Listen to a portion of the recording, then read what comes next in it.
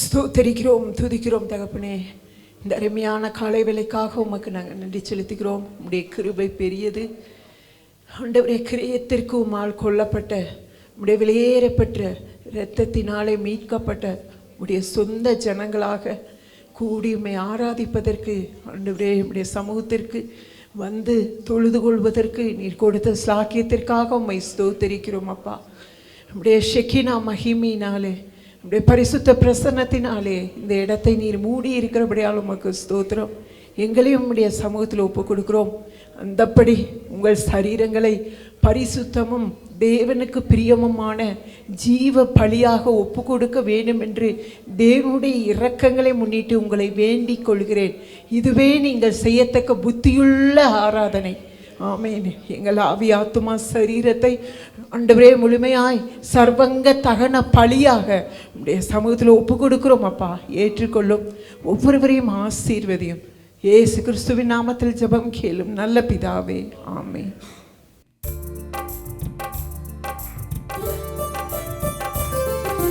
எல்லாருடைய கரங்களும் தட்டணும்.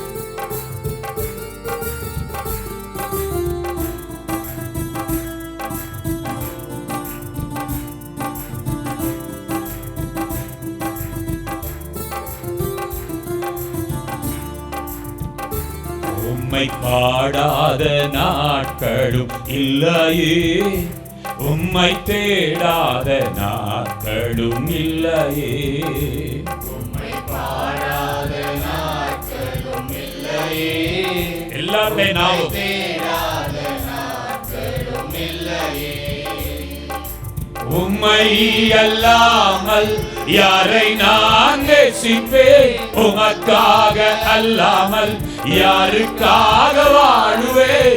உம்மை எல்லாரும் யாரை நான் நேசிப்பேன், உமக்காக அல்லாமல் யாருக்காக வாழுவேன்.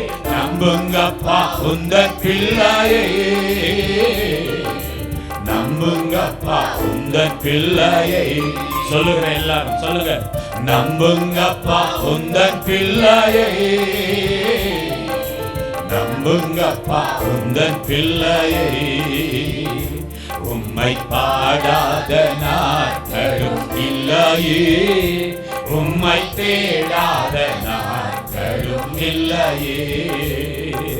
தலைக்கு மேல கை தட்டி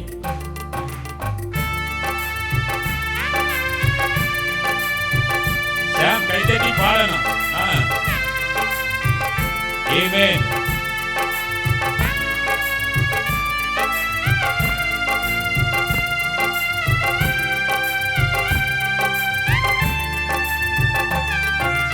வெள்ளியை புடமிடும் போல என்னை புடமிட்டி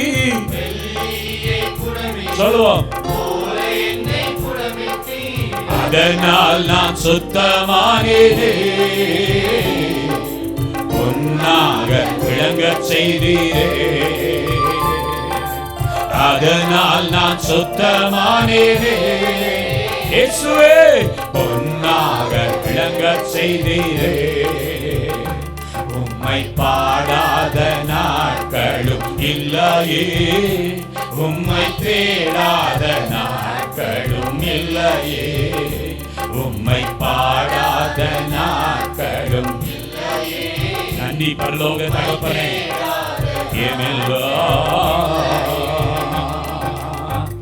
கைகளை அசைத்து பொருத்தனைகளை நிறைவேற்றி ஸ்தோத்திரங்களை செலுத்துவேன். ஆராதித்து உயர்த்துவப்பா. நம்புங்க ஆண்டவரே, என் வாழ்க்கையில நீங்க தான். நீங்க இல்லாம எங்க வாழ்க்கையில ஒன்றும் செய்ய முடியாதப்பா.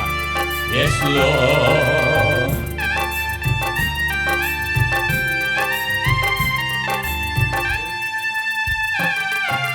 பொருத்தனைகள் நிறைவேற்றி ஸ்தோத்திரங்கள் செலுத்துவே. எல்லாரும் ஆராதித்து உம்மை உயர்த்துவே. நம்புங்கப்பா உந்தன் பிள்ளையை. வாய்களை திறந்து எல்லாரும் நம்புங்கப்பா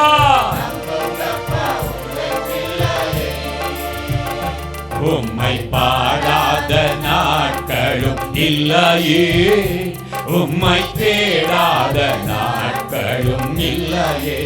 ஏசையா நன்றியப்பா. Yes, Jesus.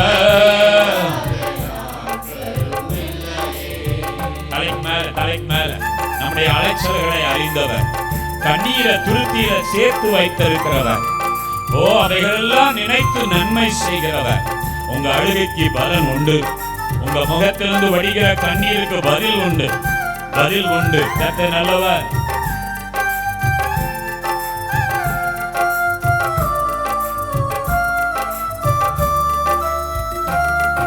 என் அழைச்சல்களை எண்ணி நீ கண்ணீரும் துருத்தியில்,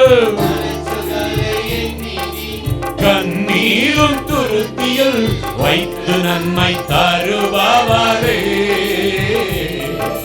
நம்புவேன் நான் எல்லா நாளிலோ, வைத்து நன்மை தருபவரே.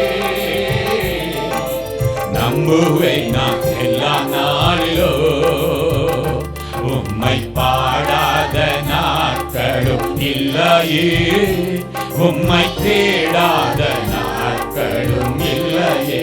உள்ளத்தின் ஆழத்திலிருந்து சொல்லுவோமா, ஆவியானவரே நன்றி நிறைந்த இதயத்தோடு நாட்களும் இல்லையே. உம்மை இல்லாமல், உம்மை அல்லாமல் யாரை நான் நேசிப்பேன், உமக்காக அல்லாமல் யாருக்காக வாழுவேன். ஓ எஸ் ஆமென் இயேசுவே, யாருக்காக வாழுவேன். நம்புங்கப்பா உந்தன் பிள்ளையே, நம்புங்கப்பா உந்தன் பிள்ளையே. நம்புங்கப்பா, நன்றி ராஜா. நம்புங்கப்பா உந்தன் பிள்ளையை, உம்மை பாடாமல், உம்மை தேடாத நாட்களும் நாட்களும் இல்லையே, உம்மை பாடாத நாட்களும் இல்லையே, உம்மை தேடாத நாட்களும் இல்லையே. உம்மை இல்லாமல், உம்மை அல்லாமல் யாரை நான் நேசிப்பேன், உமக்காக அல்லாமல் யாருக்காக வாழுவேன். ஆண்டவராகிய இயேசுவை பார்த்து, நம்முடைய ஆண்டவரை பார்த்து, உமக்காக அல்லாமல் யாருக்காக வாழுவேன். நம்புங்கப்பா உந்தன் பிள்ளையை, நம்புங்கப்பா உந்தன் பிள்ளையை. இசையா நன்றி நிறைந்த இதயத்தோடு நாங்கள் உம்மை ஆராதிக்கிறோம். உந்தன் பிள்ளையை, உம்மை பாடாத நாட்களும் இல்லையே, உம்மை தேடாத நாட்களும் இல்லையே, உம்மை பாடாத நாட்களும் இல்லையே, உம்மை தேடாத நாட்களும் இல்லையே. தலைக்கு மேல கைத்தேன் அலைச்சல்களை அறிந்தவரே, என் கண்ணீரை துருத்தியில் சேர்த்து வைத்திருக்கிறவரே, இந்த காலவெளியில் எங்களை நினைத்தருளும் அப்பா, எங்களை நினைத்தருளும் ஆண்டவரே. ஓ எஸ் ஆண்டவர் எசேக்கியாவை பார்த்து, எசேக்கியா ஆண்டவரை பார்த்து விதமாய் சொல்லுகிறார், ஓ என் உத்தமத்தை பாரும், ஓ என்னுடைய காரியங்களை நினைத்தருளும். ஆண்டவர் நினைத்தார், அவன் கண்ணீரை கண்டார், விண்ணப்பத்தை கேட்டார், அவனுடைய வாழ்க்கையை சுகத்தை தந்து நாட்களை கூட்டிக் கொடுத்து அவனை ஆசீர்வதித்த தேவன் இந்த காலவெளியில நம்மை நினைத்தருளட்டும். நெகேமியா சொல்லுகிறான், கர்த்தாவே என்னை நினைத்தருளும், என்னை நினைத்தருளும். என் அலைச்சல்களை எண்ணி நீ கண்ணீரும் துருத்திய,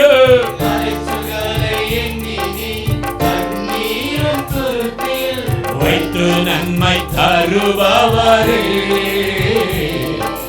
நம்புவேன் நான் எல்லா நாளிலோ, வைத்து நன்மை தருபவர். நம்புவேன் வைத்து நன்மை தருபவரே. நம்புவேன் நான் எல்லா நாளிலும். அமிலா வைத்து நன்மை தருபவரே.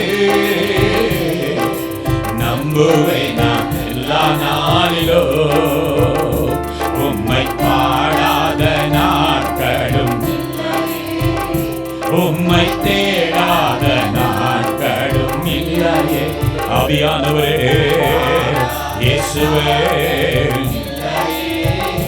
உம்மை தேடாத நாட்களும் இல்லையே. ஒரு விசை கைகளை உயர்த்தி, உம்மை அல்லாமல் யாரை நான் நேசிப்பேன், உமக்காக அல்லாமல் யாருக்காக வாழுவேன்.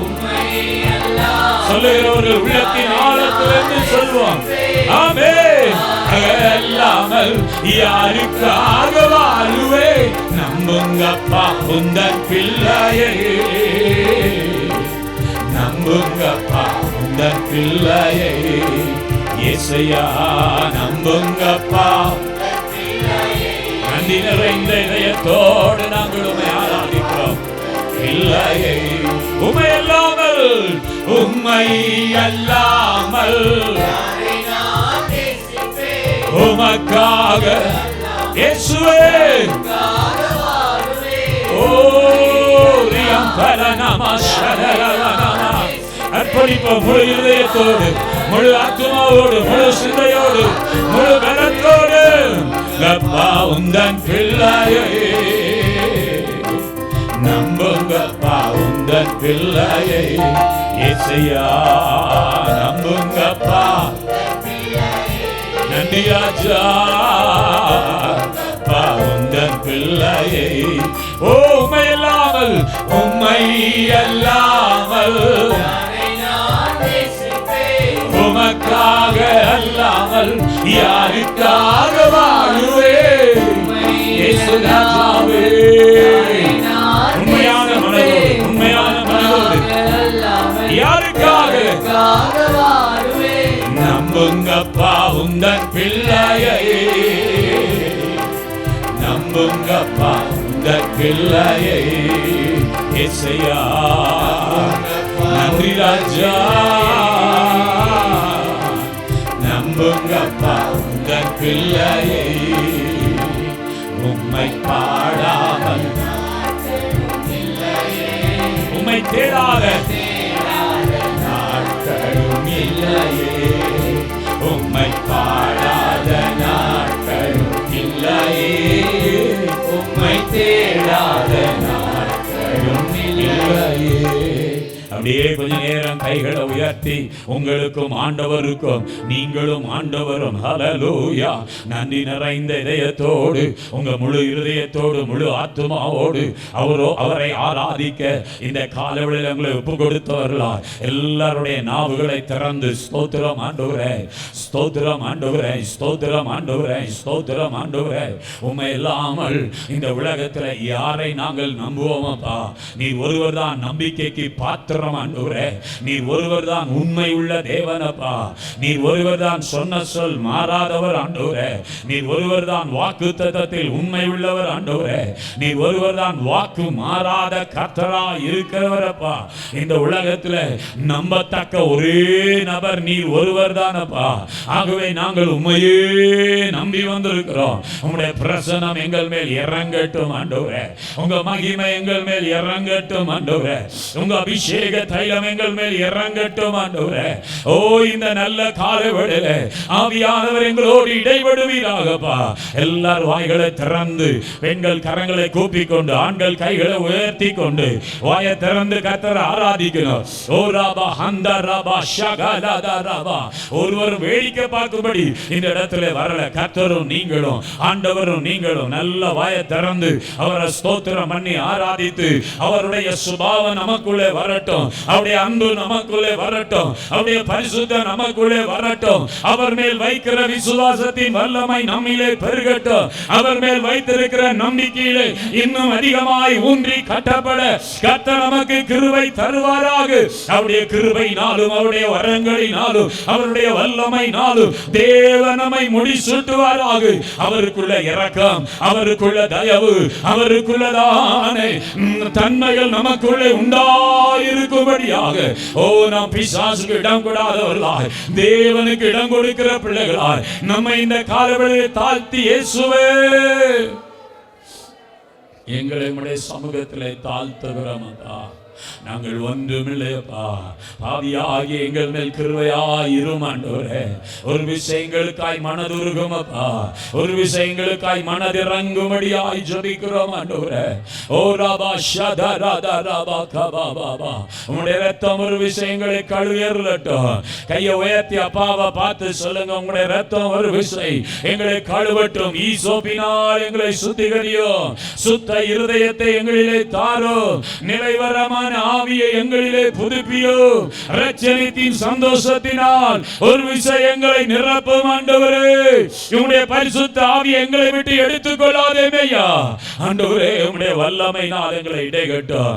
தாவீது ஜெபித்தது போல சொல்லுங்க சொல்லுங்க சொல்லுங்க ஆண்டவரே. உம்முடைய நல்ல ஆவி, உம்முடைய நல்ல ஆவி எங்களை செம்மையான வழியிலே நடத்துவதாக நடத்துவதாக.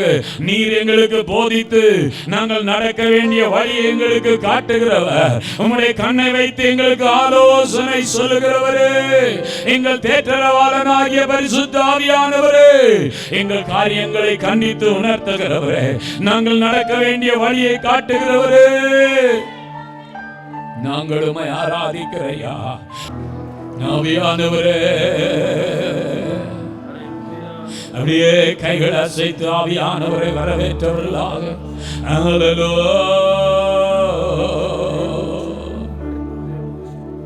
தூய ஆவி அன்பினாவி துணையாளரே, தேற்றும் தெய்வமே, ஊற்று தண்ணீரே, உள்ளம் ஏங்குதையா வர வேண்டும்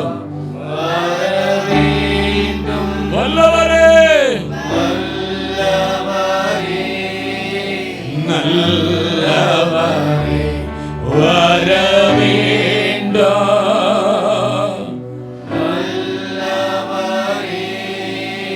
நல்லவரே.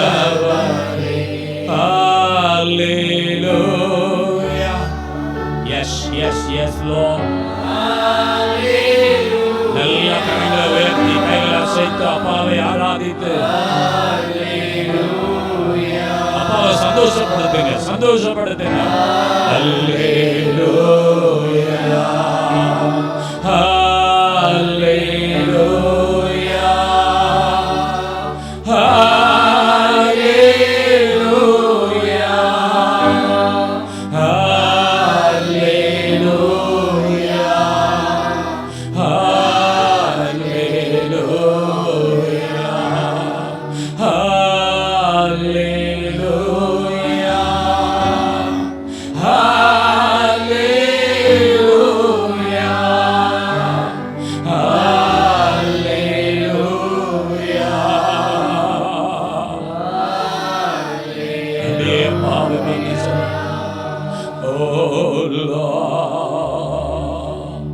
என் உயிரான இயேசு என் உயிரோடு கலந்து என் உயிரே நான் உம்மை துதிப்பேன்.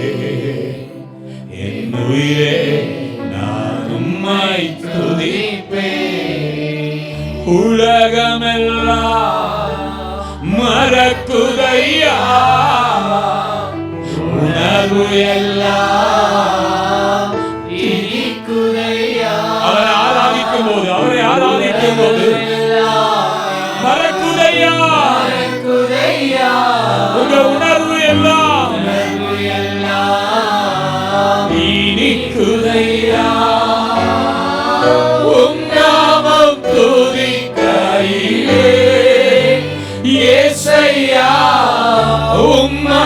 அன்பை ருசிக்கையிலே ராஜா உம் நாமம் சொல்லுங்கள் சொல்லுங்கள் எத்தனை உம் அன்பை ருசிக்கையிலே ராஜா என் உயிரான உயிரான இயேசு என்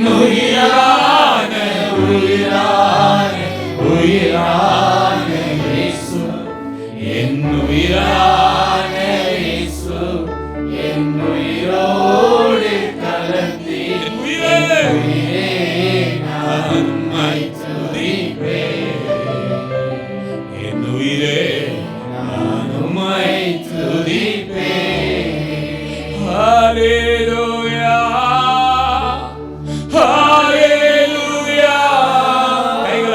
அப்பாவை பார்த்து ஹல்லேலூயா ஆராதனை ஆராதனை ஆராதனை ஹல்லேலூயா ஹல்லேலூயா ஆராதனை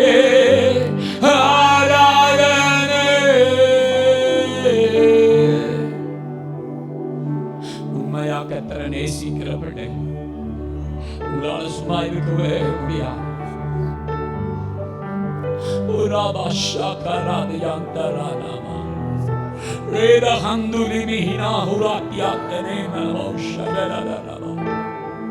ரகசியங்களை வெளிப்படுத்துகிற எங்கள் தேவனே, மறைபொருளை வெளிப்படுத்துகிற எங்கள் பரிசுத்த ஆவியானவரே, தீமையை பார்க்காத சுத்த கண்ணனே, இந்த காலவேளையில எங்கள் எல்லாரையும் கண்ணோக்கி பார்த்து கொண்டிருக்கிறவரே, மனிதன் முகத்தை பார்க்கலாம், நீர் ஒருவரோ இருதயத்தின் ஆழங்களை பார்க்கிறவராய் இருக்கிறவரே.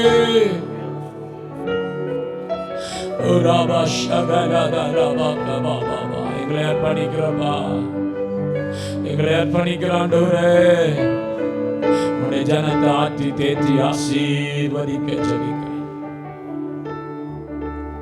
தொடர்ந்து அவர் நம்மோடு இடைபடும்படி, அவருடைய வார்த்தை நம்மோடு பேசும்படி, அது நல்ல நிலத்தில் விழுந்த விதையாய் 30, 60, 100 பலன் கொடுக்கும்படி ஆவியானவர் நம்மோடு இடைபடும்படியாக செடியின் அவர்கள் ஜெபிக்க கேட்கிறேன். நன்றியோடு துதிக்கிறோம் அப்பா, துதிக்கிறோம் அப்பா. நன்றி ஆண்டவரே, நன்றி ஆண்டவரே. எஸ்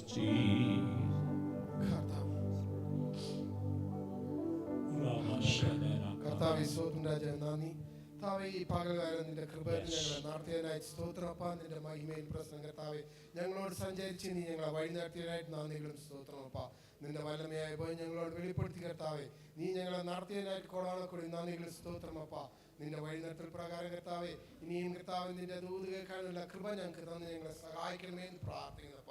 നിന്റെ ദൂതിൻപടി കർത്താവേ, ഞങ്ങളെ കർത്താവേ, ഞങ്ങളുടെ ഉള്ളങ്ങളെ കർത്താവ് നീ തൊട്ട് ഞങ്ങളെ വഴി നടത്തണമേ എന്ന് പ്രാർത്ഥിക്കുന്നപ്പ.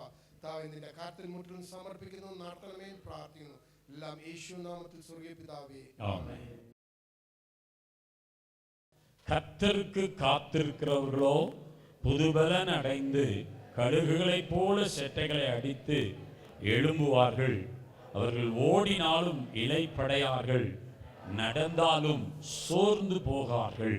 But those who wait on the Lord shall renew their strength. They shall mount up with wings like eagles. They shall run and not be weary. They shall walk and not faint. கண்களை மூடி, தேவனே, இந்த வாரமும் இந்த வசனத்தை கொண்டு எங்களோடு இடைபடும். இந்த பிள்ளைகள் ஒவ்வொருவரோடும் கர்த்தர் பேசும். இந்த உலகத்துல நாங்க உமக்காய் காத்திருந்து உம்மிடத்திலிருந்து பெற வேண்டியவைகளை பெற்றுக்கொள்ள எங்களுக்கு கிருபை தாரும். இந்த வசனத்தை கொண்டு பேசும் அடிமை செல்கணும், நீங்க பெருகணும். இயேசு கிறிஸ்துவின் மூலம் ஜெபம் கிளம்பின் பரலோக பிதாவே. அல்லேலூயா. இந்த வேத வசனத்தை கொண்டு கடந்த 3 வாரமும் பேசினோம். முதல் வாரம் காத்திருத்தல்னா என்ன, எதுக்கெல்லாம் காத்திருக்கணும் அப்படின்னு பேசினோம். 2வது வாரம் எப்படி காத்திருக்கணும் அப்படின்னு பேசினோம். காத்திருப்பதனால தேவன் தருகிற ஆசீர்வாதம் என்ன என்பதை நாம் கவனித்தோம். இன்னைக்கு ஆண்டவர் காத்திருக்கிற பொழுது நமக்கு ஒரு காரியத்தை அவர் அங்கே சொல்லுகிறார். என்ன சொல்லுகிறார்? கர்த்தருக்கு காத்திருக்கிறவர்களோ புது பலன் அடைந்து கழுகுகளை போல. ஆண்டவர் ஒரு பறவையை நமக்கு முன்பாக அடையாளப்படுத்தி இதுபோல நீங்க இருப்பீர்கள் என்று சொல்கிறார். அல்லேலூயா. வேதத்துல ஒரு சில நேரங்கள்ல 6 அறிவு படைச்ச மனுஷனுக்கு 5 அறிவை கொண்டு போதிக்கிறதை கவனிக்கிறோமா? நிறைய காரியங்களை கவனிக்க முடியும். ஒரு சிலருக்கு ஒரு சில அறிவு. மனுஷனுக்கு 6 அறிவு. விசேஷமா இயேசுவை ஏற்றுக்கொண்ட பிள்ளைகளுக்கு 7 அறிவு. பகுத்தறிவு. என்ன அறிவு?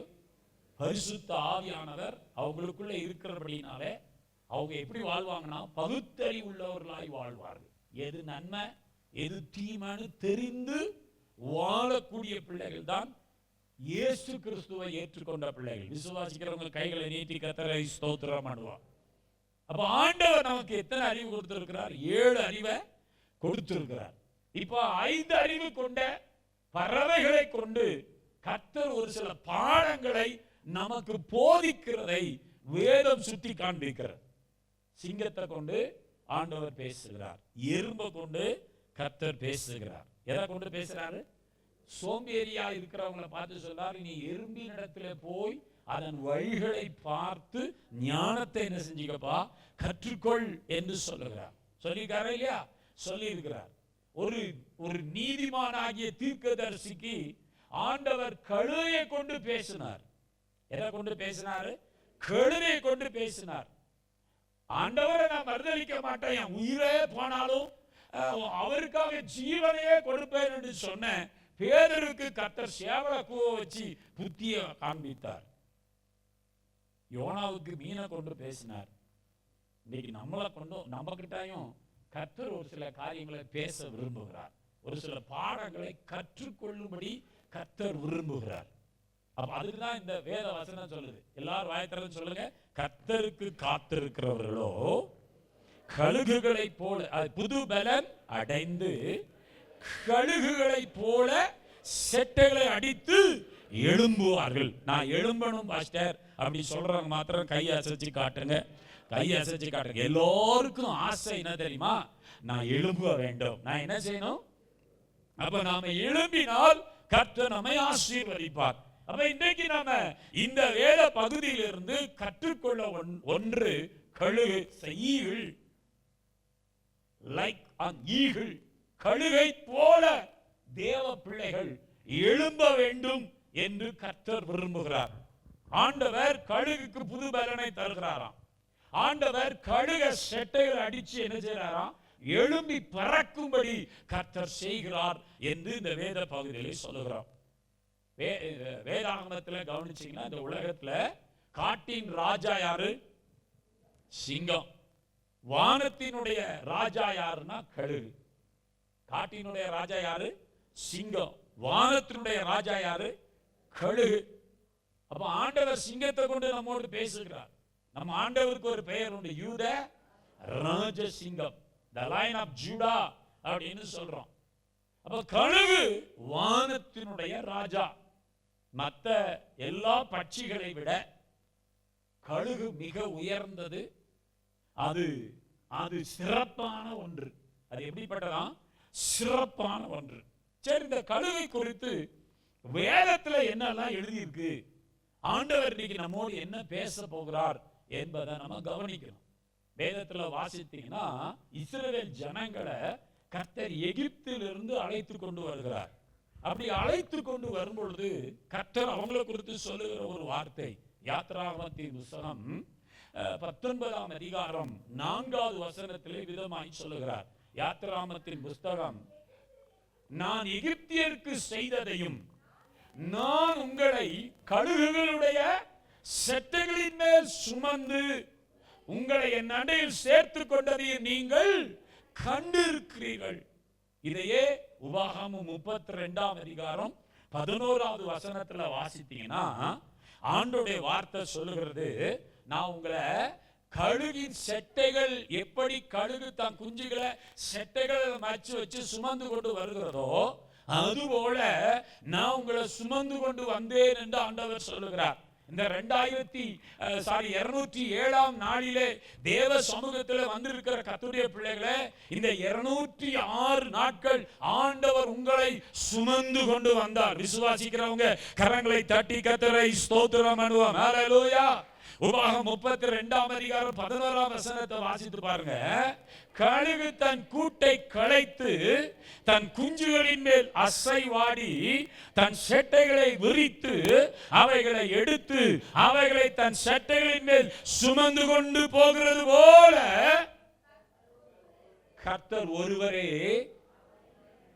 எப்படினாரா அவனை நடத்தினார். கைகளை நீட்டி கர்த்தரை ஸ்தோத்திரம் பண்ணுவார். அப்ப கழுக போல ஆண்டவர் இந்த வருஷத்துல இந்த 207 நாட்கள் நம்மை நடத்தி வந்திருக்கிறார். நம்மை அவருடைய செட்டைகளின் மேல் வைத்து சுமந்து கொண்டு வந்திருக்கிறார். கர்த்தர் எல்லா விதத்திலும் நமக்கு ஆதரவா இருந்திருக்கிறார். விசுவாசிக்கிறவங்க கரங்களை தட்டி ஆமென் ஆண்டவரே நீங்க அப்படியே எங்களுக்கு செய்தபடினால் நாங்களும் உம்மை துதிக்கிறோம். அப்போ ஒவ்வொரு நாளும் நம்மை சுமந்து கொண்டு வந்தவர். அழகா சொல்றது, I carried you. கழுகு சுமப்பது போல தான் குஞ்சுகள். அப்ப கழுகுக்கு ஒரு தன்மை இருக்கிறது. இந்த கழுகு என்ன செய்யுமா, தான் கூட்டை கட்டும். தான் கூட்டை என்ன செய்யுமா கட்டும். அது கூடு எப்படி இருக்குன்னா, சாதாரணமா இந்த குருவி கூடு கட்டுற மாதிரி இருக்காது. அது பயங்கரமான குச்சிகள், கம்பிகள், இந்த மாதிரி முள்கள் இதெல்லாம் கொண்டு வந்துதான் கூட்டை கட்டுமா. கூட்டை கட்டிட்டு அதுக்குள்ள குஞ்சுகளுக்கு சுகமா இருக்கும்படி பஞ்சு மத்த மாதிரி மற்றதெல்லாம் கொண்டு வந்து அப்படியே வச்சு கட்டுமா. ஒரே இதுல 2 முட்டை போட்டுருமா. ஒரே இதுல 2 முட்டையை போட்டு அடகாக்குமா. அடகாத்து குஞ்சுகளுக்கு ஒரு குறிப்பிட்ட நாட்கள் வரைக்கும் அந்த குஞ்சுகளை அந்த கூட்டுல வைக்குமா.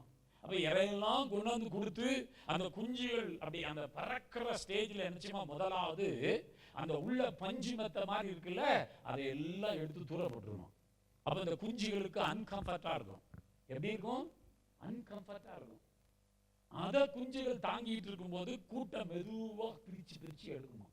களைச்சு எடுத்துடணும். இப்ப எங்க நிற்கும் குஞ்செல்லாம்? எங்க வந்து நிற்கும்?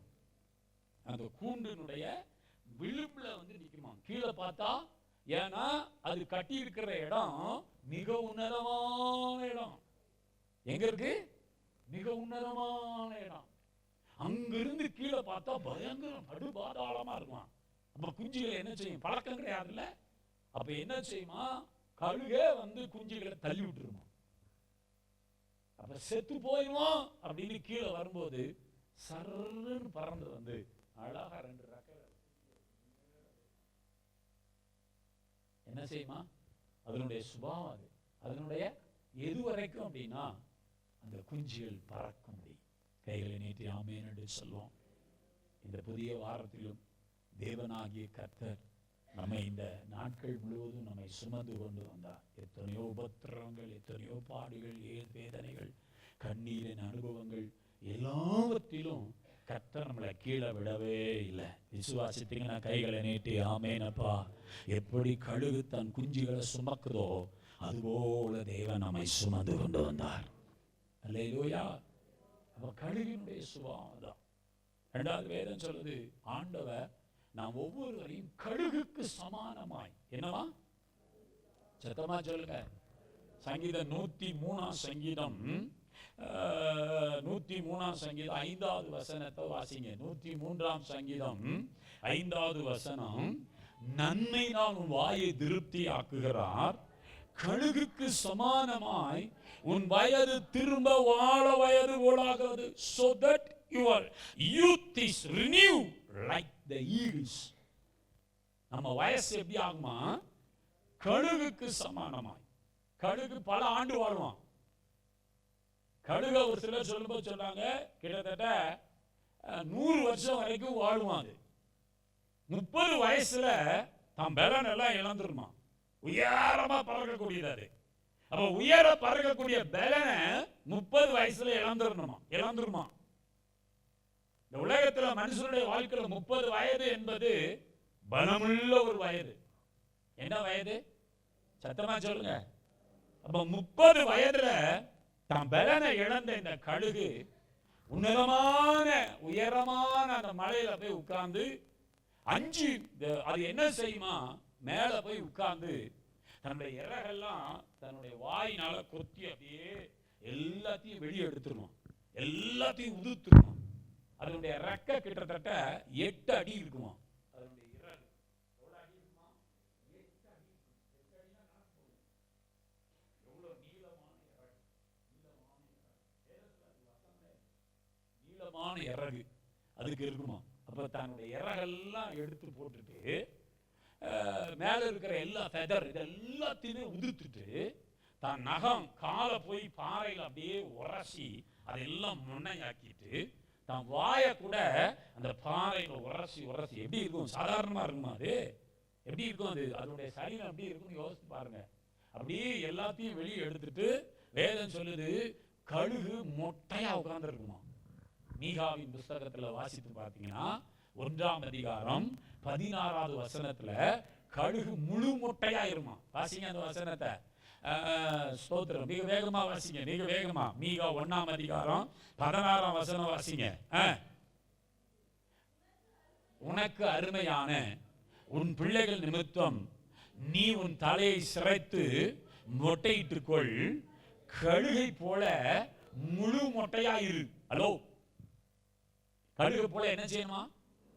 30 வயசுல தான் பலனை இழந்த கழுகு கண்மலையின் மேல வெடிப்புகளை போய் உட்கார்ந்து தன்னுடைய சரீரத்தில் இருக்கிற எல்லா இறகுகள், சரீரத்தில் இருக்கிற எல்லா முடிகளையும் பீத்து எரிஞ்சிட்டு அப்படியே வாயெல்லாம் அந்த பாறையில போட்டு தேய்ச்சி முழுக்கை ஆக்கி தான் நகங்கள் எல்லாம் அப்படியே கூர்மையான நகங்கள் எல்லாம் முழுக்கை ஆக்கிட்டு இப்ப முழு மொட்டையா கிட்டத்தட்ட 5 மாசம் உட்கார்ந்து காத்து இருக்குமா.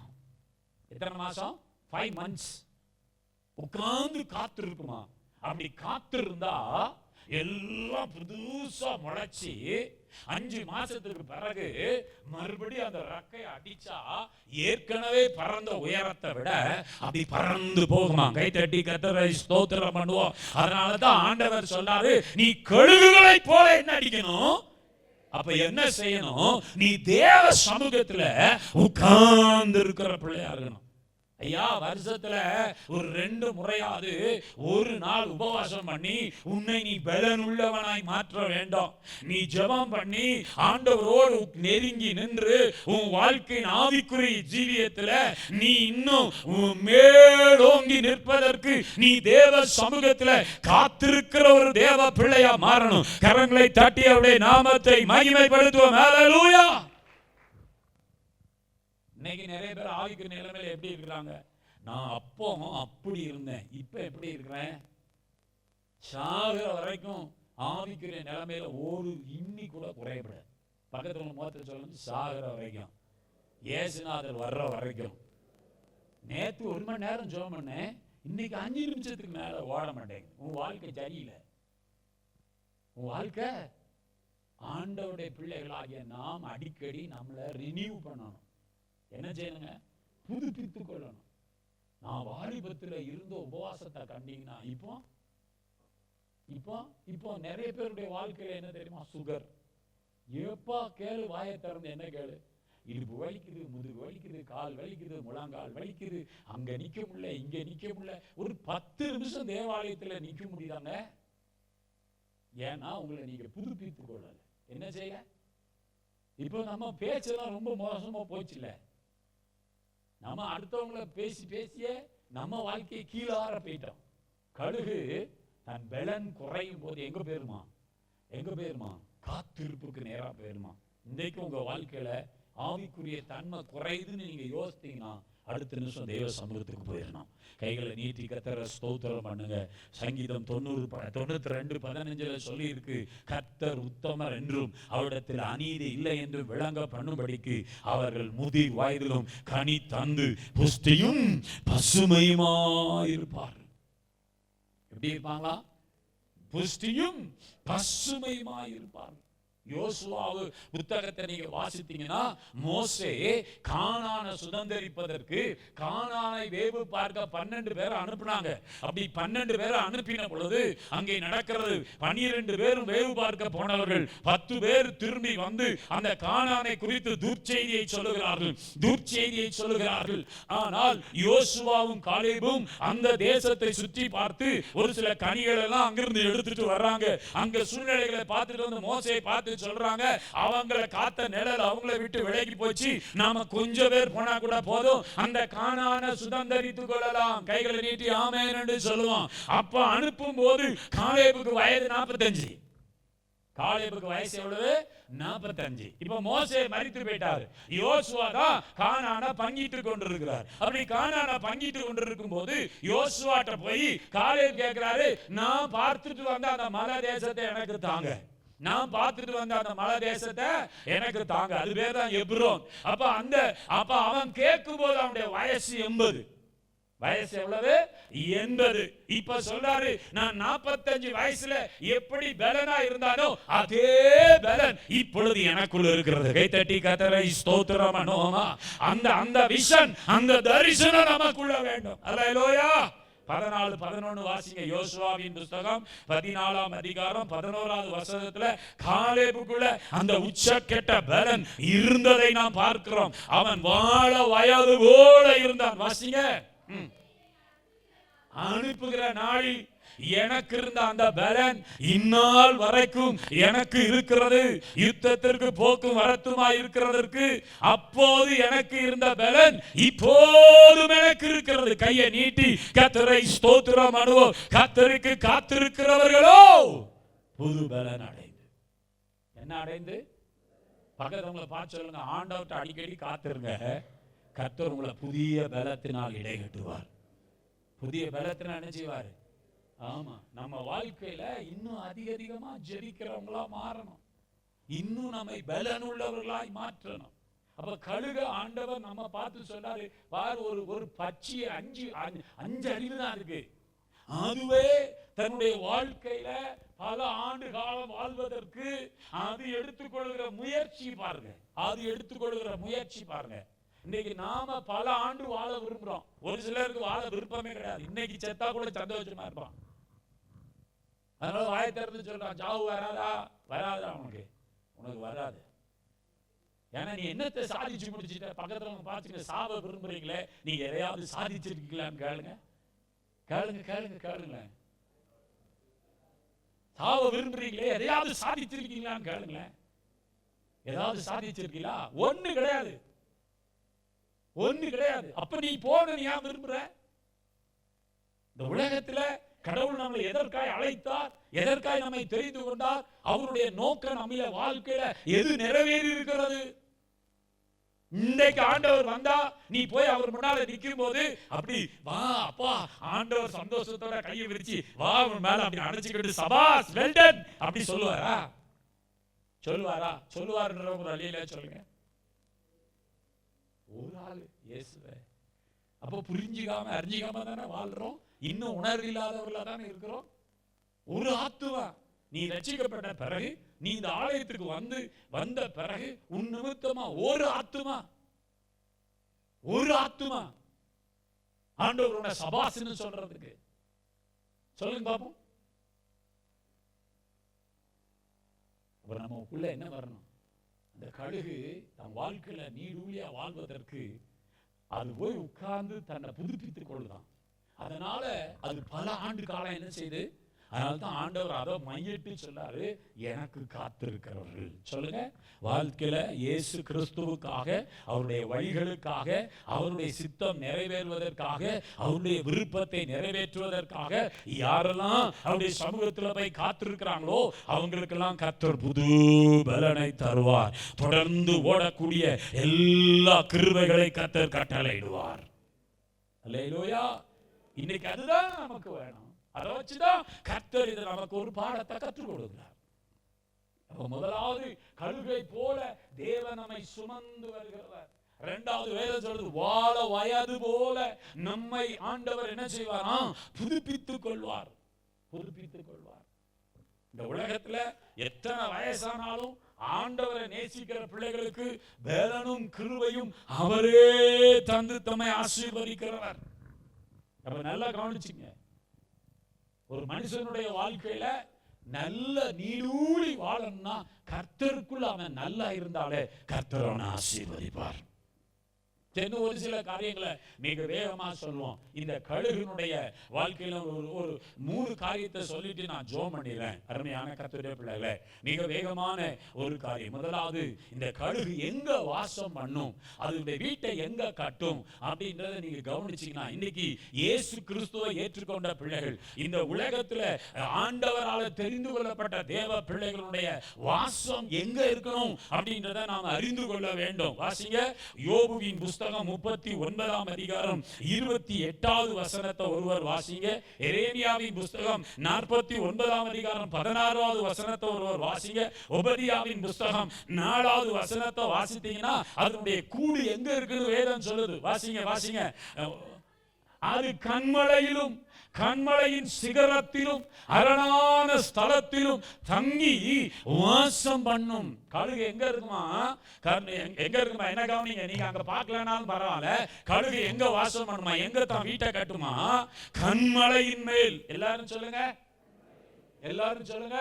கழுகுனுடைய வீடு, ஓ ஸ்தோத்திரம், அது எங்க இருக்குன்னா கண்மலை உயர்ந்த இடத்துல இருக்கும். எங்க இருக்கும்? அது குருவிகளை போல செடி கடியிலையோ இல்ல பாறை பொந்துக்குள்ளையோ அல்லது மண் பொந்துக்குள்ளையோ அல்லது மரங்களிலோ அது கட்டுவதல்ல. அது உயர்ந்த கண்மலையின் மேல. எங்க? எரேமியா 49:16 வாசிங்க. எரேமியா 49:16 வாசிங்க. கண்மலையின் வெடுப்புகளில் வாசம் பண்ணி மேடுகளின் உச்சியை பிடித்திருக்கிற உன்னால் உன் பயங்கரமும் உன் இருதயத்தின் அகந்தையும் உன்னை மோசம் போக்கிட்டு நீ கழுகை போல உயரத்தில் கூட்டை கட்டின. அப்ப அதனுடைய கூடு எங்க இருக்கா? உயரத்துல இருக்கு. உயரத்துல. உபதியா 4லயும் அதை வாசிக்கிறோம். கழுகுனுடைய வீடு எங்க இருக்குன்னு சொல்லியிருக்கு. உபதியா 4, நீ கழுகை போல உயர போனால் போதும். இப்ப கழுகு வீடு எங்கமா இருக்கு? எல்லாமே சொல்லுங்க, வாய் தரன்னு சொல்லுங்க. கழுகு வீடு எங்க இருக்கு? பக்கத்தவங்களை பார்த்து, கழுகு கண்மலையில தான் வீட்டை கட்டும். கண்மலையில தான் வீட்டை என்ன செய்யுமா? கட்டுமா. அது எப்படி கட்டணும் உங்களுக்கு சொன்னேன். அது உயர்ந்த இடத்துல தான் தன் வீட்டை என்ன செய்யுமா? கட்டி வைக்குமா. அப்ப கண்மலை என்று வேதம் எதை குறிப்பிட்டு சொல்லுகிறது? கிறிஸ்துவை குறிப்பிட்டு சொல்லுகிறது. எதை குறிப்பிட்டு? 1 கொரிந்தியர் 10ஆம் அதிகாரம் 4வது வசனத்தை வாசிங்க.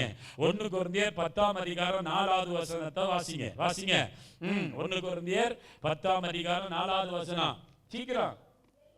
எல்லாரும் ஒரே ஞானபானத்தை குடித்தார்கள். எப்படி எனில் அவர்களோடு கூட சென்ற ஞான கண்மலையின் தண்ணீரை குடித்தார்கள்.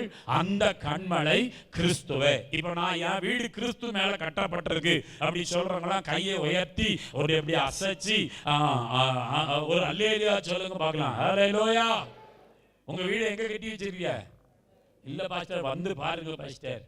உலக பிரகாரமா வாழ்வதற்கு ஒரு சில வீடுகள் எல்லாம் கட்டி வச்சிருக்கோம். அது உலக பிரகாரம். தலையில தூக்கிட்டு போக முடியாது. எத்தனை வீடு இருந்தாலும் ஒரு வீட்டுல தான் குடியிருக்க முடியும். 1000 ரூம் இருந்தாலும் ஒரு அறையில தான் படுத்து தூங்க முடியும். இல்ல எனக்கு 10 ரூம்லயும் படுத்துருவேன் அப்படின்னா தனித்தனியா வெட்டி தான் வைக்கணும். தோத்துறோம். அப்படிதானே? நம்ம தேசத்துல, நம்ம தமிழ்நாட்டுல ஒரு அம்மா இருந்தாங்க. 99 ரூம் இருந்துச்சு. எத்தனை ரூமு? ஆமா, கொண்டு போகும்போது ஒண்ணுமே கொண்டு போல. அமைச்சர்கள் 2000 நோட்டை உள்ள போட்டாங்க. அவ்வளவுதான். வேற ஒண்ணு என்ன செய்ய கொண்டு போல. கொண்டு போனாங்களா? பக்கத்துல பார்த்து கொண்டு போனாங்களான்னு கேளுங்க. அப்புறம் ஏன் சண்டை போட்டு கிடக்குறீங்க? எதையும் கொண்டு போறது இல்ல. நீங்க 100 பவுன் கழுத்துல போட்டிருந்தாலும் நீ உங்களை பெட்டியில வைக்கும் போது நாங்க எல்லாத்தையும் எடுத்துட்டு தான் விடுவோம். எல்லாத்தையும் நாங்க எடுக்கலனாலும் அங்க போய் அடக்கமான போறதுக்கு முன்னால கட்டு இருக்கான்னு கேட்கறான். என்ன இருக்கான்னு கேட்கறான். கட்டு அவுழ்த்து விடுங்கப்பான்றான். நீங்க அவுக்கலன்னா அவன் அவுத்துருவான். என்ன அவுத்துருவான்? அப்படிதான் தம்பி. யாரையாவது அப்படி அனுப்புறாங்களா? வேதம் சொல்லுது, நிர்வாணியாய் வந்தேன், துணி போட்டு போறேன். நிர்வாணி யார் போறா? துணி போட்டு தான் போறோம். யோசித்து பாருங்க. வரும்போது எப்படிதான் வந்தோம்? ஆனா என்ன பெருமை, எப்போ எனக்கு அவ்வளோ இருக்கு, எனக்கு இவ்வளோ இருக்கு, நான் யாரு தெரியுமா? நீ யாருன்னு எங்களுக்கு தெரியும். நீ யாருன்னு எங்களுக்கு தெரியும். இன்னைக்கு இருக்கிறதுல கர்த்தருக்கு முன்பாக தாழ்மையா இருங்க. கடவுள் உங்களுக்கு எவ்வளவு தந்தாலும் ஆண்டவருக்கு முன்னால எப்படி இருங்க? ஹம்பிள்னஸாக இருங்க. கர்த்தர் உங்களை உயர்த்தி ஆசீர்வதிப்பார். எதை கொடுத்து என்ன செய்யாதீங்க, பெருமை பாராட்டியது. இந்த கழுகு உன்னத உயர்த்தலாங்க. அந்த கண்மலை அந்த இதில் தான் போய் வீடை கட்டுமா, கூட்டை கட்டுமா. ஏன்? எந்த ஒரு சூழ்நிலை வந்தாலும் அது பயப்படவே பயப்படாது. எதிர்காற்று வரலாம். வேதத்தில் ஒரு வசனம் இருக்கு, ஆண்டுடைய வார்த்தையை கேட்டு அதன்படி செய்கிறவன் கண்மலையின் மேல் தன் வீட்டை கட்டின புத்தி உள்ள மனுஷனுக்கு ஒப்பா இருக்கிறான். பெருமளை வந்து பெருவெல்லாம் சொரிந்து காற்று அதனால வீசினா கூட அது அசையாது, அது அப்படியே நிலைத்திருக்கும். கைகளை நீட்டி ஆமென் என்று சொல்லுங்க. அப்ப இன்றைக்கு உங்க வீட்டை யார் மேல கட்டணும்னா கிறிஸ்து ஆகிய கண்மலையின் மேல கட்டணும். இன்னைக்கு பணத்தை வச்சு கட்டிட்டு இருக்கிறோம். இன்னைக்கு நம்ம வாழ்க்கையில ஒரு சில காரியங்கள் நம்ம கட்டுறதெல்லாம் அக்கினி சோதிக்க போகுது. நம்ம கட்டுறதெல்லாம் எது சோதிக்க போகுது? நீங்க புல்லுல கட்டுறீங்களா, வைக்கோல்ல கட்டியிருக்கீங்களா, மரத்துல கட்டியிருக்கீங்களா, அல்லது மண்ணில கட்டியிருக்கீங்களா, கல்லுல கட்டியிருக்கீங்களா, அது பொண்ணுல கட்டியிருக்கீங்களா என்பதை அக்கினி சோதிக்கும். கர்த்தர் வரும்போது அது வெளிப்படும். கர்த்தர் வரும்போது அது என்ன செய்யும்? உங்க வாழ்க்கையை நீங்க எப்படி கட்டுறீங்க? எப்படி கட்டுறீங்க? பாவத்துல கட்டிட்டு வந்தா பாவத்தினுடைய சம்பளத்துக்கு ஒரு காரியம் இருக்கு. பரிசுத்தத்துல கட்டினா அதற்குரிய பிரதிபலன் இருக்கு. விசுவாசத்துல கட்டினா அதற்குரிய பிரதிபலனை கர்த்தர் வைத்திருக்கிறார். அப்ப இந்த கழுகு தான் வீட்டை உயர்ந்த இடத்துல அந்த கண்மலையின் மேல, இன்னைக்கு ஆண்டவர் சொல்றாரு, இந்த கழுகை போல உன் வீட்டை யார் மேல கட்டப்பா? கிறிஸ்துவாகிய கண்மலையின் மேல கட்டு. அப்போஸ்தலனாகிய பவுல் கொலோசு சபைக்கு சொல்லும்போது சொல்வார், 2ஆம் அதிகாரம் 6ஆம் வசனத்தை வாசிங்க. அப்போஸ்தலனாகிய பவுல் கொலோசு சபைக்கு சொல்றார், வாசிங்க. ஆகையால் நீங்கள் கர்த்தராகிய இயேசு கிறிஸ்துவை ஏற்றுக்கொண்டபடியே அவருக்குள் வேர் கொண்டவர்களாக, அவர் மேல் கட்டப்பட்டவர்களாக, அவருக்குள் நடந்து. சத்தமா சொல்லுங்க. இப்ப இயேசுவை ஏற்றுக்கொண்டவங்க எல்லாம் கை நீட்டி ஆமென் என்று சொல்லலாம். கையை உயர்த்தி காட்டுங்க, இயேசுவை நான் ஏற்றுக்கொண்டிருக்கிறேன். அப்ப இயேசுவை ஏற்றுக்கொண்ட உங்க வாழ்க்கையில உங்க கட்டணம் எதுல தான் கட்டி எழுப்பணும்? கிறிஸ்துவின் மேலதான் என்ன செய்யணும்? கட்டி எழுப்பணும். கிறிஸ்துவின் மேல கட்டி எழுப்புனா அந்த வாழ்க்கையே ரொம்ப வித்தியாசமா இருக்கும். கிறிஸ்துவின் மேல கட்டப்படுகிற வாழ்க்கை எப்படி இருக்கும்? வித்தியாசமா இருக்கும். அன்புல இருக்கும், அன்புல கட்டப்படும், நம்பிக்கையில கட்டப்படும், பரிசுத்தத்துல கட்டப்படும். யோசித்து பாருங்க, கிறிஸ்துவின் மேல் கட்டுகிறவனுடைய வாழ்க்கையில வேற எதிரியுமே அவன நோக்கம் என்ன செய்யாது, இருக்காது. அப்போ நம்ம வாழ்க்கை அப்படிதான். அதான் தாவீது சொல்லுகிறான், மத்தேயு 7ஆம் அதிகாரம் 24ஆம் வசனத்தை வாசிங்க. மத்தேயு 7:24 வாசிங்க. ஸ்தோத்திரம், வாசிங்க. ஆகையால் நான் சொல்லிய இந்த வார்த்தைகளை கேட்டு இவைகளின்படி செய்கிறவன். அப்ப இயேசு 5ஆம் அதிகாரம் 6ஆம் அதிகாரம் 7ஆம் அதிகாரம் இது மலை பிரசங்கம். அப்போ ஒரு மனுஷனுடைய வாழ்க்கை இப்படித்தான் இருக்கணும்னு ஆண்டவர் அன்றைக்கு போதகம் பண்ணினார். தன்னோடு இருந்த சீசர்களை கூப்பிட்டு போய் ஆண்டவர் அவர்களுக்கு போதகம் பண்ணினார். அப்ப போதகத்தை கேட்ட அவர்களை பார்த்துதான் ஆண்டவர் சொல்லுகிறார், நான் சொல்லிய இந்த வார்த்தைகளை கேட்டு.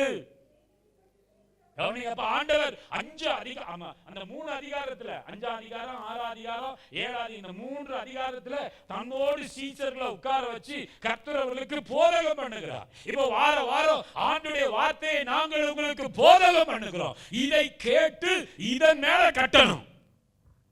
இன்றைக்கு ஒரு சிலருக்கு இந்த காதுல வாங்கி இந்த காது வழியா போயிருது. இங்க இருந்து வெளியே போனோம்னா கையை மடிச்சுக்கிட்டு வந்து பாருன்னா நிக்கிறான். எங்க நிக்கிறான்? இன்றைக்கு ஒரு சிலருடைய வாழ்க்கையில வலியர்கள் விழுந்த விதையாதான் இருக்கு. ஆக பச்சு வந்து என்ன செய்யுது, கொத்திக்கிட்டு போயிடுச்சு. ஒரு சிலருடைய இருதயம் எப்படி இருக்குன்னா முள்ளுல விதைக்கப்பட்ட விதை தான், முளைக்குது. ஆனா உலக கவலை, ஐஸ்வர்யத்தின் மயக்கம், எனக்கு இன்னும் வீடு கட்டணும், நான் கார் வாங்கணும், ஐயோ என் பிள்ளைகளுக்கு இத்தனை பவுன் சேர்த்து வைக்கணும், நாளைக்கு என் பிள்ளையை கொண்டு கல்யாணம் முடிக்கும் போது இவ்வளவு காசு இருக்கணும் அப்படின்னு சொல்லி உலகத்தின் கவலையிலேயே தான் வாழ்க்கையை ஓட்டிக்கிட்டு இருக்கான். அது முள்ளு மாதிரி நெருக்கிக்கிட்டே இருக்கு. அதனால அங்க கடனு, இங்க கடனு, அந்த கடன், இந்த கடன், வீட்டுக்கு வந்தா அது எல்லாமே இருக்கணும். அப்போ எங்க வீடு பயங்கரமா இருக்கணும். எல்லாம் கடன்ல வாங்கி போட்டு சாகிற வரைக்கும் கடன் தான்.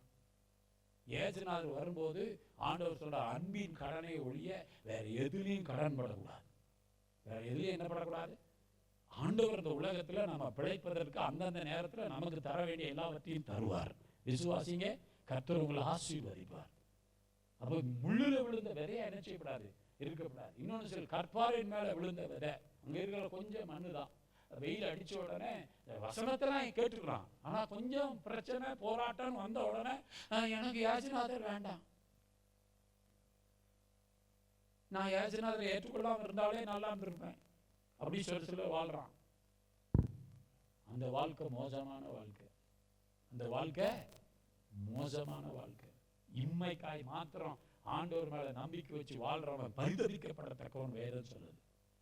அப்படிதான் வேதம் சொல்லுது. அப்ப இந்த வசன வார்த்தைகளை கேட்டு, கையில பைபிள் எடுங்க எல்லாரும், ஒவ்வொரு நாளும் ஒவ்வொரு வாரமும் நம்ம நினைக்கும் போதெல்லாம் இந்த வார்த்தை நம்மோடு பேசுது.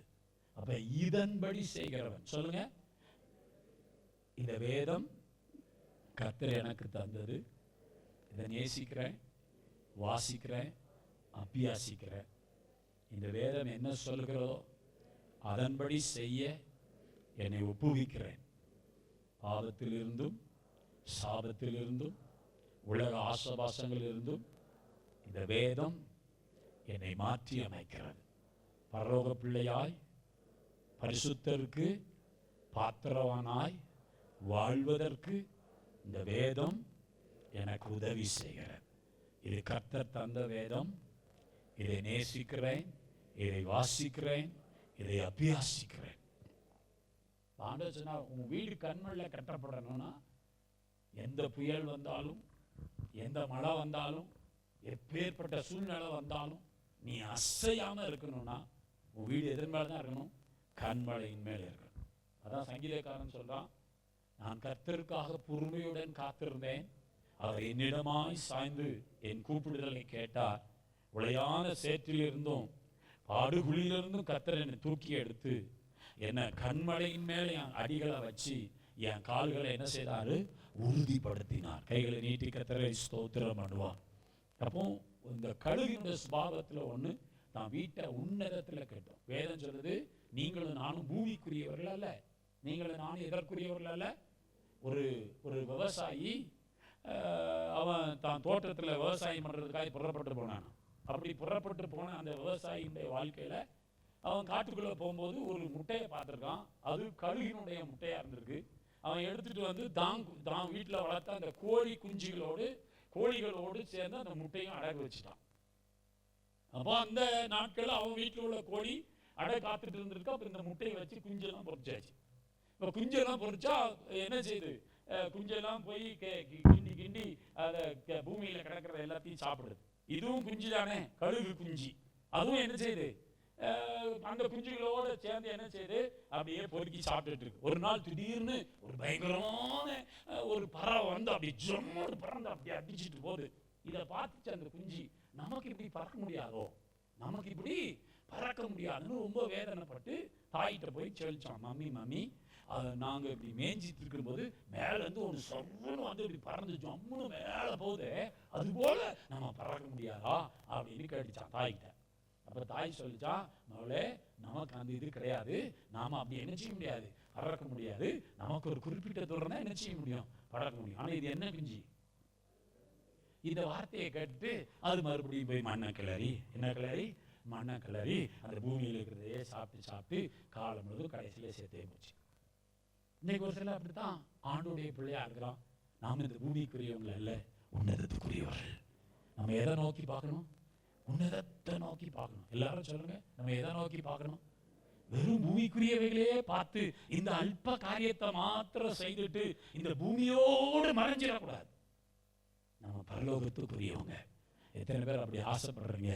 2 கை உயர்த்தி, நான் பரலோகத்துக்குரியவன், என் சிந்தனை பரலோகத்துக்குரியதாய் மாறணும், என் சிந்தனை உன்னதத்துக்குரியதாய் மாறணும், என் சிந்தனை மேன்மையானதாய் இருக்கணும், நான் பூமிக்குரியவைகளையே யோசித்து பூமியிலே அழிந்து போகாதபடிக்கு ஆண்டவரே அந்த உன்னதத்தின் நன்மையினால் என்னை நிரப்பி ஆசீர்வதியும். கழுகினுடைய தன்மை உன்னதத்துல வாசம் பண்ணும். இன்னைக்கு ஆண்டவர் உங்களே என்னை அதுக்கு தான் தெரிஞ்சிட்டு இருக்கிறார். நீங்கள் கிறிஸ்துவுடனே கூட எழுந்தது உண்டானால் பூமியிற்குரியவைகள் அல்ல, மேலானவைகளை நாடுங்கள். ஆண்டவர் உன்னதமானவர். அல்லேலூயா. 2வது, இந்த கழுகினுடைய சுபாவம் எவ்வளவு உன்னதத்தில் இருந்தாலும் அதுக்கு ஒரு இலக்கு இருக்கு. அந்த இலக்கை நோக்கியே பாஞ்சு வருமா. என்ன அதோடைய கண் அவ்வளவு கூர்மையானதான். கிட்டத்தட்ட 3 கிலோமீட்டர்ஸ் அதனுடைய பார்வை இருக்கலாம். எப்படி சத்தமா சொல்லுங்க, 3 கிலோமீட்டர். அது அவ்வளவு உயரத்தில் இருந்தாலும் தன்னுடைய இறையை பிடிக்கிறதுக்கு அவருடைய கண் அவ்வளோ ஷார்ப்பாக இருக்கணும். எனக்கு அதை படிக்கும்போது புல்லடிச்சு போச்சு. வாசிங்க யோபுவின் புஸ்தகம் 39ஆம் அதிகாரம் 29ஆம் வசனத்துல வாசிங்க. அங்கே இருந்து இறையை நோக்கி, எங்க இருந்து? உன்னதமான ஸ்தலத்தில் இருந்து தனக்கு தேவையான இறையை என்ன செய்யுமா? அப்படியே நோக்குமா. அது கண்கள் தூரத்திலிருந்து, அதுக்கு பார்வை கடவுள் கொடுத்த ஒரு பெரிய கிஃப்ட் என்னன்னா, கிட்டத்தட்ட 3 கிலோமீட்டருக்கு அதனுடைய கண் அவ்வளவு ஷார்ப்பா இருக்கணும். 170 கிலோமீட்டர் ஸ்பீட்ல வருமா கழுகு. அதனுடைய பரப்பின் தன்மை எவ்வளவு? 8 அடி.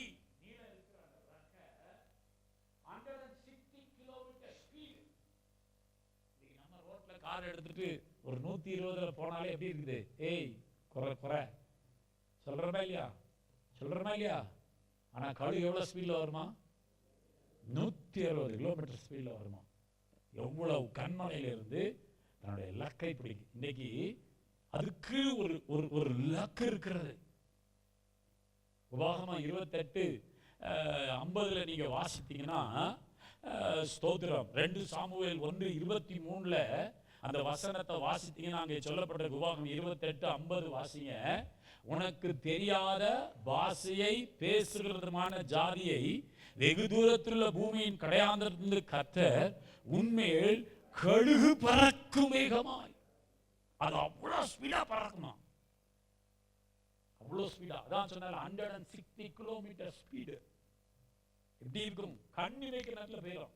கண்ணு இமைக்கிற நேரத்தில் 2 சாமுவேல் 1ஆம் அதிகாரம் 23ஆம் வசனத்திலே அந்த வார்த்தையை வாசிக்கிற பாருங்க. 2 சாமுவேல் வாசிங்க. அங்கே சொல்லப்படுறது 1:23 ஸ்தோத்திரம், கழுகை பார்க்கிலும் வேகமும் சிங்கங்களை பார்க்கிலும், யாரை பார்த்து சொல்லியிருக்கு? சவுலையும் யோனத்தானையும் குறித்து சொல்லியிருக்கு.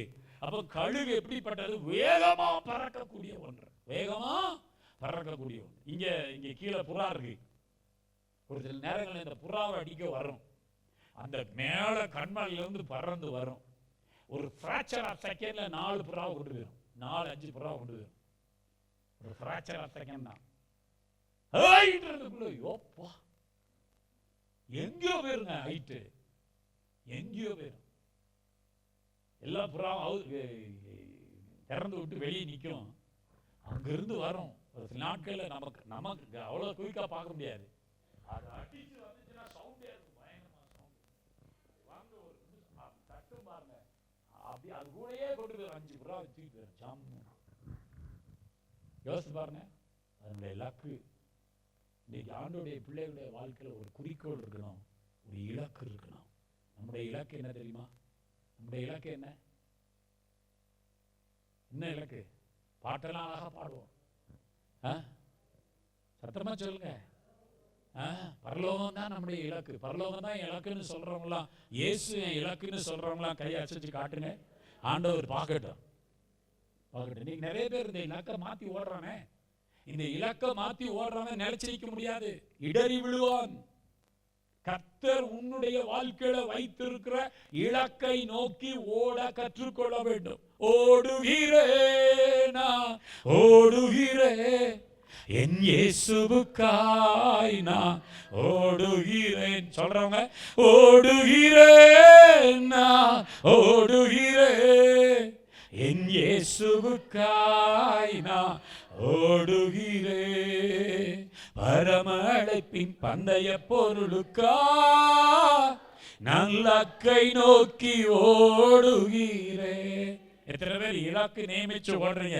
என் வாழ்க்கை பரலோகம் போகணும், இயேசுவோட நான் போய் நிக்கணும், இயேசுதான் என் இலக்கு, பரலோகம் தான் இலக்குன்னு சொல்றவங்களா கரங்களை தட்டி அவருடைய நாமத்தை மகிமைப்படுத்துவோமா? ஹல்லேலூயா, ஹல்லேலூயா, ஹல்லேலூயா.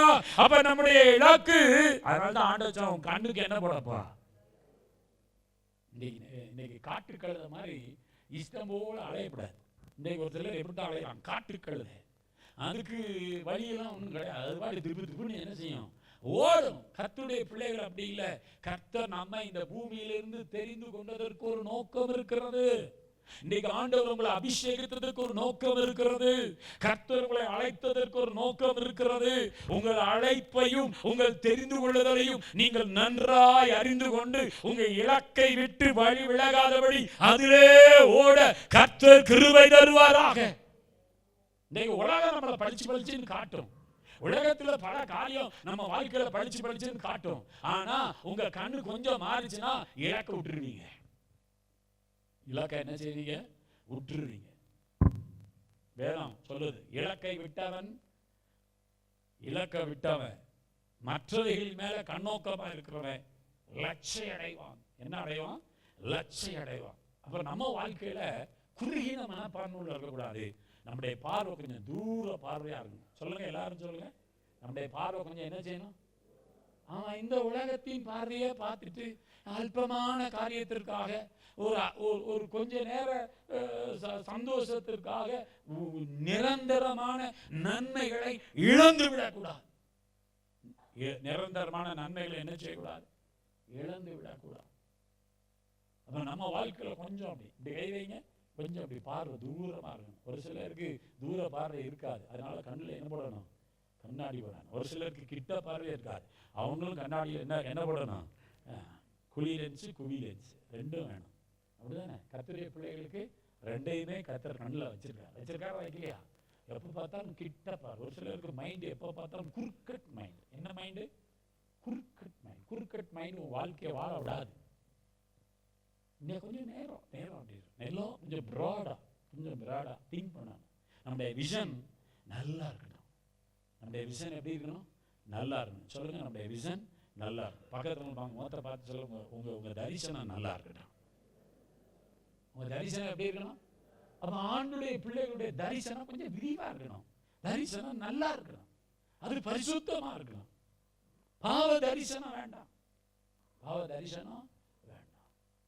யோசித்து பாருங்க, இந்த கழுவினுடைய சுபாவம் எவ்வளவு உயரத்தில் இருந்தால் தன்னுடைய இறை அடைவதற்கு அந்த லக்க நோக்கி என்ன செய்யுமா? அப்படியே அந்த இடையில அது வேற எதையும் நோக்காதான். எதையுமே அதோடைய லக்கு என்ன? எனக்கு இந்த இறை வேணும், இந்த இறை எனக்கு வேணும். அதுக்காகவே அது ஓடி வருமா. யோசேப்புடைய தரிசனம் அவருடைய வாழ்க்கையை உயர்த்தி வைத்தது. அந்த தரிசனத்துக்கு இடையில தான் போர்த்திபாருடைய வீடு. அங்க ஒரு ஆசை. நான் ஆசைப்படல, அவ தான் ஆசைப்பட்டான். நான் அதை பத்தி விரும்புவேன், அதை பத்தி நான் என்னவே இல்லை. அவன் தான் வஸ்திரத்தை விட்டுட்டு ஓடிட்டான். அதுதான் லக்கு. என் அப்பன் அல்லேலூயா.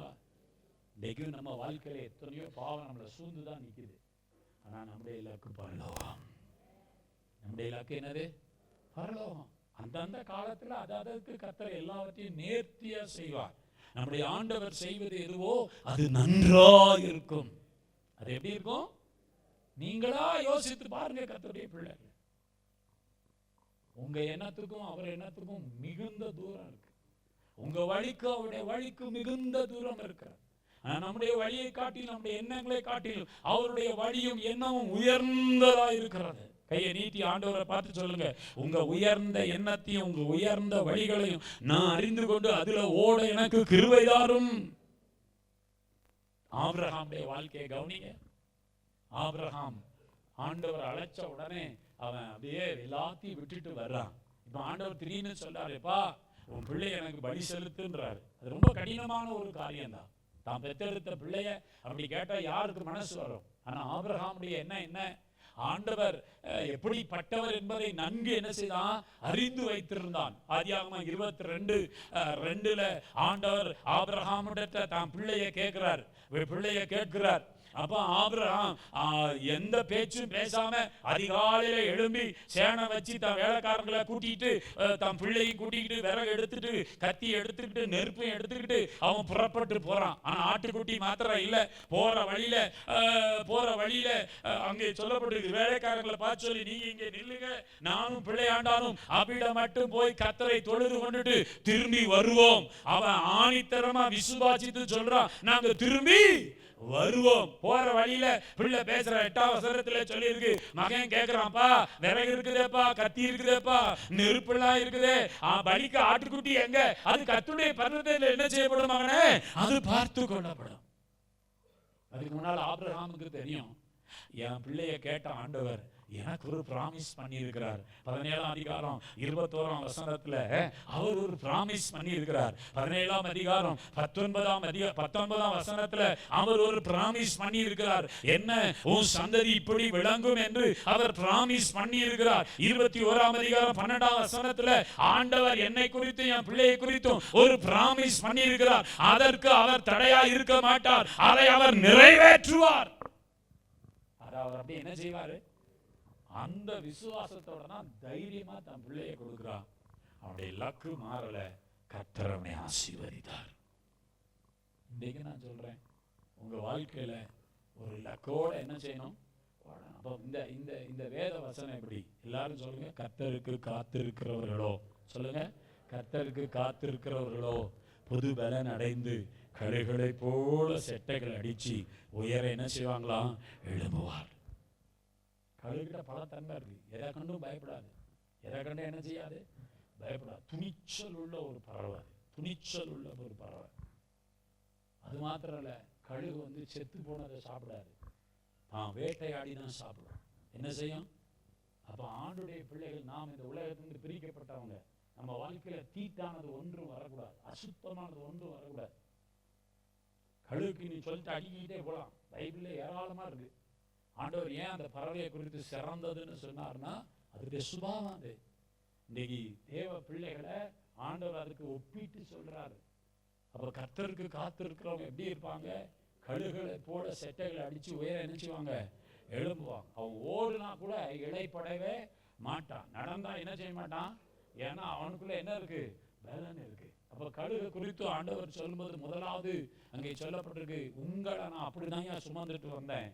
நீங்க அடிமைத்தனத்துல கடந்தீங்க, நீங்க வேதனையிலும் கண்ணீரிலும் கடந்தீங்க, உங்களை கழுகு தான்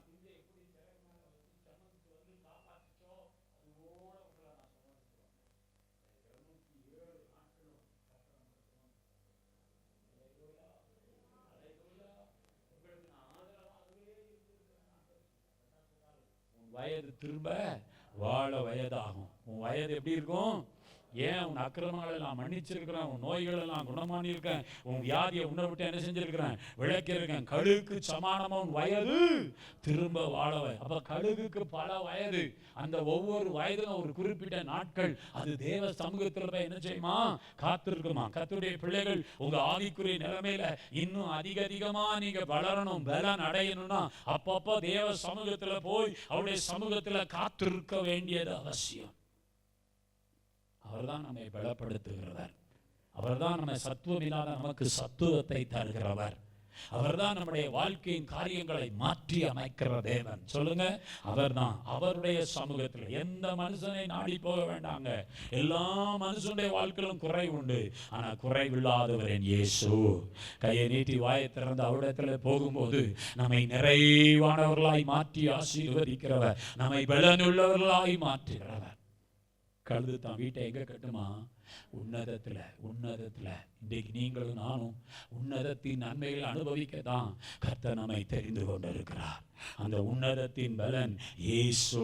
ஹல்லேலூயா. அந்த உன்னதங்களில வாசம் பண்ணுகிறவர் ஆண்டவராகிய இயேசு. அவர் மேல நம்முடைய வீட்டை கட்டி, அவர் மேல நம்முடைய வாழ்க்கையை கட்டி அந்த உன்னதத்தின் நன்மையை பெற்றுக்கொள்ள கர்த்தர் கிருபை தருவாராக. கழுகுக்கு ஒரு இலக்கு இருக்கிறது, இன்றைக்கு அழைக்கப்பட்ட தேவ பிள்ளைகளுக்கு ஒரு இலக்கு இருக்கிறது. கர்த்தர் உங்கள் ஒவ்வொருவரையும் குறித்து ஒரு இலக்கு வைத்திருக்கிறார். உங்கள் ஒவ்வொருவரையும் குறித்து ஒரு நோக்கத்தை கர்த்தர் வைத்திருக்கிறார். அப்படி எழுப்பி நிற்போமா? அதற்கு இடையூறாயிருக்கிற எல்லாவற்றையும் நாம் அகற்றுவோம். நம்முடைய கண்கள் நேராய் நோக்கட்டும். நம்முடைய கண்கள் ஆண்டவரோடு உடன்படிக்கை பண்ணட்டும். நம்முடைய ஆவி ஆத்துமா சரீரம் அவருக்கு நேராய் அர்ப்பணிக்கப்படட்டும். ஆண்டவர் உங்களை பலனுள்ளவர்களாய் மாற்றி நீங்கள் அடித்து எழும்புவதற்கு கர்த்தர் கிருபை தருவாராக. இந்த மாதத்தின் கடைசி வாரத்திலே வந்திருக்கிற தேவ பிள்ளைகள், நீங்க கீழே பூமியிலே கிடக்கிறவர்களாய் இருக்கும்படி கர்த்தர் உங்களை தெரிந்து கொள்ளவில்லை. நீங்கள் உன்னதத்திற்கு பறக்கும்படி கர்த்தர் உங்களை தெரிந்து கொண்டிருக்கிறார். விசுவாசிக்கிற எல்லாரும் 2 கையை உயர்த்தி வாயை திறந்து ஸ்தோத்திரம் பண்ணி, ஆண்டவரே அந்த உன்னதத்திற்கு நேராய் பறந்து வருவதற்கு என்னை பலனுள்ளவனாய் மாற்றுமப்பா, என்னை பலனுள்ளவனாய் மாற்றுமப்பா. ஆண்டவர் ஒரு நாள் சொல்லுவார், இங்கே ஏறிவா, இங்கே ஏறிவா என்று சொல்லும் பொழுது நாம் அவரோடு கூட போக வேண்டும். திறந்து ஒரு 5 அறிவு படைச்ச அந்த பட்சியை கொண்டு கர்த்தருக்கு நம்மோடு பேசி இருக்கிறார். சகோதரனே, ஆண்டவர் உன்னை இதுவரை சுமந்து வந்த தேவன், இதுவரை உன்னுடைய வாழ்க்கையில ஆண்டவர் வாழ வயது போல உன்னை பலப்படுத்தி ஸ்திரப்படுத்தி ஆண்டவர் உன்னை இதுவரை நடத்தி வந்திருக்கிறதை எண்ணி அவரை துதிக்க பழகிக்கொள். இன்னும் உனக்கு ஏராளமான காலங்கள் உண்டு. வாலிப தம்பி, உன்னுடைய வாலிப பிராயத்தில் நீ தேவனுக்காய் எழும்பி நிற்க வேண்டியது அவசியம். நீ விழுந்து போகும்படி தேவன் உன்னை தெரிந்து கொள்ளவில்லை. நீ ஆண்டவருக்காய் எழும்பி பறக்க வேண்டும் என்று கர்த்தர் விரும்புகிறார். நீ இந்த ஆண்டவர் இந்த உலகத்தில் உன்னை பறக்க வைத்ததே நீ பறக்க வேண்டுவதற்காக தான். தேவனுக்காய் உன் வீட்டை அவர் மேலே கட்டு. உலகத்துக்காய் மாத்திரம் அவர் மேல நம்பிக்கை வைக்காத. உன்னதத்தின் நன்மைகளை பெற்றுக்கொள்ள அவர் மேல் நம்பிக்கை வை. கையை நீட்டி வாய் திறந்தப்பா, அந்த உன்னதத்தின் நன்மை நாடுகளை நிரப்பும். ஓ ராபா ஷாகாலாதா ராகா பாபா, பிதாவின் வலது பட்சத்தில் இருக்கிறதை நாம் நோக்கி பார்ப்போம், நாம் நோக்கி பார்ப்போம். நம்மை ஆண்டவர் ஒரு இலக்கோடு அழைத்திருக்கிறார். உங்களை குறித்த ஒரு பர்பஸ் அவரிடத்திலே உண்டு. உங்களை குறித்த பெஸ்ட் பிளான் அவர் கையில் இருக்கிறது. நீங்க அவருடைய கரத்தில் உங்களை கொடுங்க. உங்கள் இலக்குகளை நிறைவேற்றுவதற்கு கர்த்தர் கிருபை தருவார். ஆண்டவருக்காக எதையாவது ஒன்றை அச்சீவ் பண்ண கர்த்தர் உங்களை அபிஷேகித்திருக்கிறார். நீ அற்ப ஆயுசுல சாவது கர்த்தருக்கு விருப்பம் கிடையாது. நீ அற்ப ஆயுசுல மாண்டு போவது கர்த்தருக்கு விருப்பம் கிடையாது. நீ ஆண்டவருக்காய் எழும்பி செயல்பட வேண்டும் என்பதுதான் கர்த்தருக்கு விருப்பம். கைகளை நீட்டி வாயை திறந்து ஜெபம் பண்ணுங்க பார்க்கலாம், ஜெபம் பண்ணுங்க பார்க்கலாம். ஒரு இலக்கு ஆண்டவரை எனக்குன்னு வைத்திருக்கிற அந்த இலக்கை நோக்கி ஓட எனக்கு கிருபை தான். என் கண்களை சரிப்படுத்துங்கப்பா, என் சிந்தனையை சரிப்படுத்துங்கப்பா. ஆண்டவரே, என் வாயின் வார்த்தைகளை சரிப்படுத்துங்கப்பா, என் வாழ்க்கையை சரிப்படுத்துங்கப்பான்னு சொல்லுங்க.